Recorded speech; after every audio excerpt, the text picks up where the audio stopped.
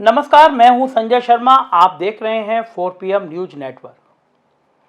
लोग कह रहे हैं कि अरविंद शर्मा तो फिनिश, योगी जी ने लगा दिया, बर्फ की सिल्ली पे लगा दिया, काम खत्म, प्रदेश उपाध्यक्ष बन गए। समझ में आ गया कि उत्तर प्रदेश में आना है तो जय योगी कहना है। डर गए अरविंद शर्मा, चुप हो गए अरविंद शर्मा, लेटर लिख दिया अरविंद शर्मा ने और कह दिया योगी जी के नेतृत्व में चुनाव होगा। खत्म, मतलब सारी कहानी खत्म। सब मीडिया के उपस्थित लोग कह रहे हैं। आप क्या सोचते हैं? अरविंद शर्मा खत्म? अरविंद शर्मा चिट्ठी लिख दी कि योगी जी के नेतृत्व में होगा चुनाव, तो मतलब फाइनल, मतलब अरविंद शर्मा का गुब्बारा की हवा निकल गई, मतलब अब अरविंद शर्मा की कोई हैसियत नहीं रह गई। योगी जी के समर्थकों की टीम बड़ी खुश हो रही है, सारी टीम ये कह के।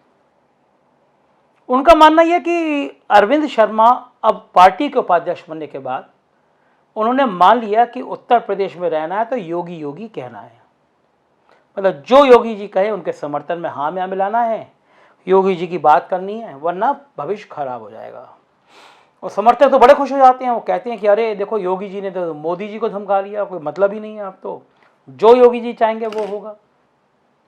मगर राजनीति अगर आपको जरा सी भी आती है, आप राजनीति शास्त्र के जरा भी शुदा विद्यार्थी रहे हैं, तो राजनीति में जो दिखता है वो सच होता नहीं है।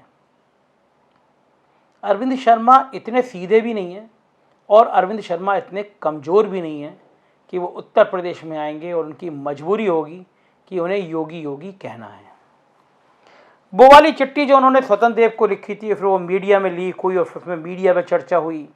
उसमें भाई लोगों ने कहा कि देखो इनमें तो मान लिया इन्होंने कि योगी जो हैं, योगी के नेतृत्व में चुनाव होंगे, तो इसका मतलब कि अरविंद शर्मा पे दबाव है, मतलब प्रधानमंत्री पे दबाव है।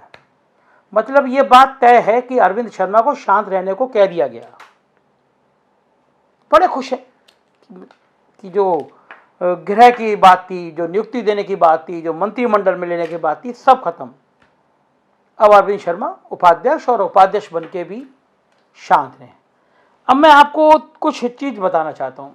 अरविंद शर्मा ने पिछले 4 दिनों में 2 ट्वीट किए हैं। जो पहला आज से 4 दिन पहले, मतलब रात के 11:15 बज रहे हैं और आज से 4 दिन पहले उन्होंने ट्वीट किया और ट्वीट में लिखा, भारतीय जनता पार्टी का उपाध्यक्ष बनने के बाद प्रथम बार लखनऊ आने पर उत्तर प्रदेश के विभिन्न जिलों एवं वर्गों से आए हुए लोगों ने उत्साहपूर्वक भाग लिया। कृतज्ञ हूँ, नतमस्तक हूँ, सबको प्रणाम। बड़ा प्यारी सी लाइनें हैं और किसी के भी दिल को छूने वाली लाइनें। अरविंद शर्मा होशियार हैं, जानते हैं कि कार्यकर्ताओं तक अपनी बात पहुंचानी है तो बात कहनी है। इस ट्वीट को उन्होंने टैग किसको किया है? देखिए, ये ट्विटर का खेल में टैग करने के भी एक बहुत बड़े मतलब होते हैं। आप किस नेता को टैग करके अपनी बात कह रहे हैं, इसका बड़ा अर्थ होता है।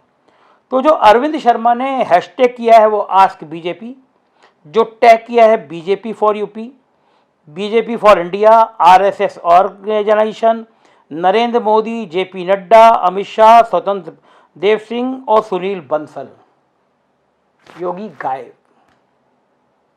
अब आप खुश होते रहिए कि एक चिट्ठी आ गई और उसमें कह दिया गया कि योगी का नेतृत्व मुझे स्वीकार है।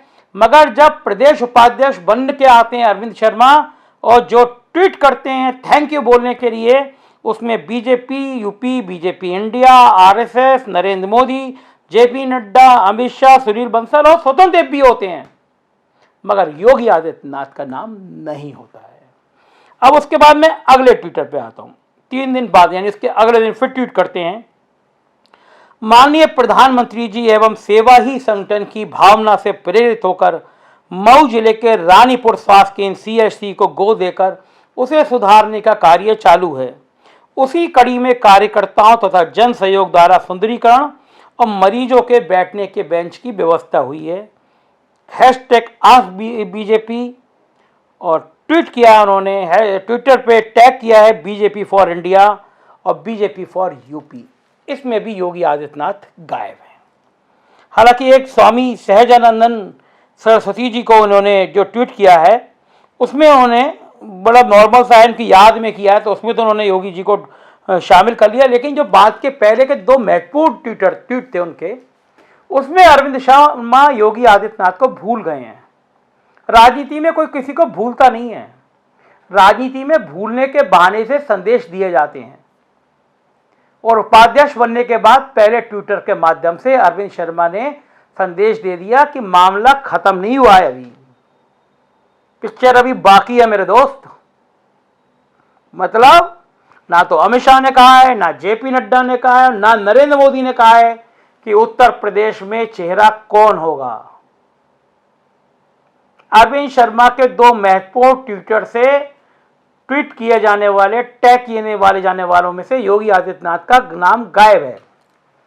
और मेरे कुछ मित्र बता रहे हैं पिछले 7-8 दिनों से योगी जी कुछ विनम्र भी दिखाई दिए हैं, उनका बात करने का तरीका भी थोड़ा सॉफ्ट हो गया है, मुस्कुरा के बात करने लगे हैं।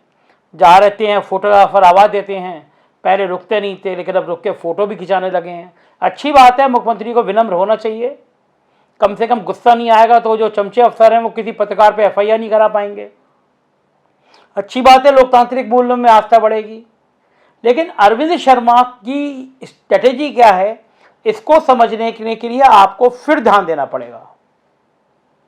वो अरविंद शर्मा खुद कुछ नहीं है, होंगे वो बहुत बड़े आईएएस अफसर, होंगे वो प्रधानमंत्री के प्रमुख सचिव, लेकिन जब वो यहां पर आए हैं, प्रधानमंत्री के दूत बनकर आए हैं, तो उनकी स्थिति प्रधानमंत्री के दूत के रूप में बहुत इंपॉर्टेंट हो जाती है।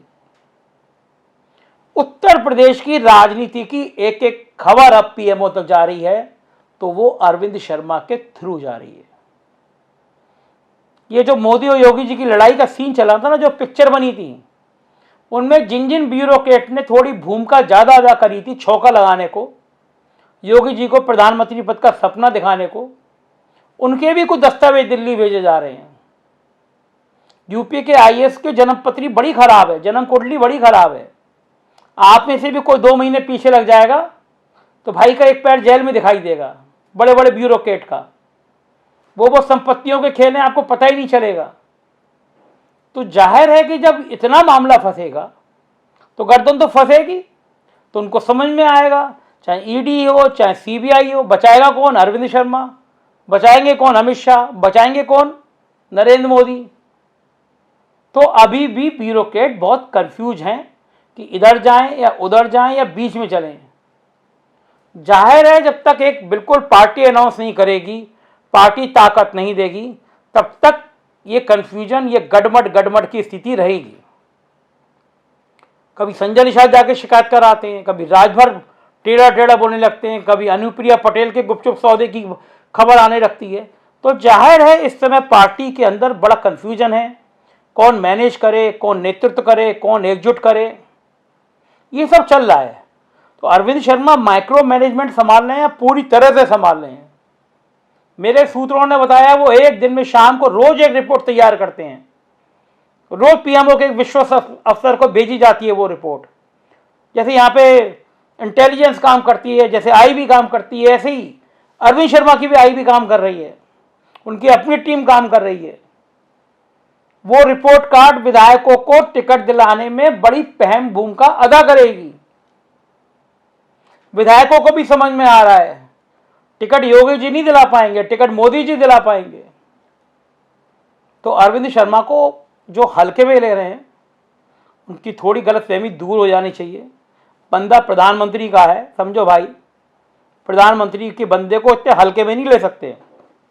उनका नाम मोदी और अमित शाह है, उनकी जिंदगी थी बाजीगरी में गुजरी है। जो उनके खिलाफ बोला वो पता नहीं कहाँ चला गया। तो अरविंद शर्मा को भैया जरा हल्के में मत लो। जैसे पहले सेवा कर रहे थे अरविंद शर्मा की नौकरशाह और नेता, चरण छू रहे थे, हालचाल पूछते रहे। तो मेरी व्यक्तिगत सलाह है, शुभचिंतक होने के नाते, अरविंद शर्मा के हालचाल पूछते रहिए। राजनीति में कब कौन सा दांव कहाँ चल जाए, कहाँ पिटा हुआ मोहरा कब जिंदा होकर खड़ा हो जाए, कहाँ नहीं जा सकता। तो अरविंद शर्मा को कमजोरी समझने वाले होशियार हो जाइए। इन 2 ट्विटर में योगी को टैग ना करके ताकत का एहसास करा दिया अरविंद शर्मा ने। तो राजनीति के कब कौन से गेम में फिर अरविंद शर्मा का दांव निकल जाए कह नहीं सकते। देखते रहिए 4 PM, क्योंकि यहीं आपको मिलेगी अंदर की खबर। हम बताते रहेंगे वो सच जो कोई नहीं दिखाएगा आपको। चैनल सब्सक्राइब करिए, लोगों से कहिए शेयर करें, और हम आपको सच बताते रहेंगे। Thank you.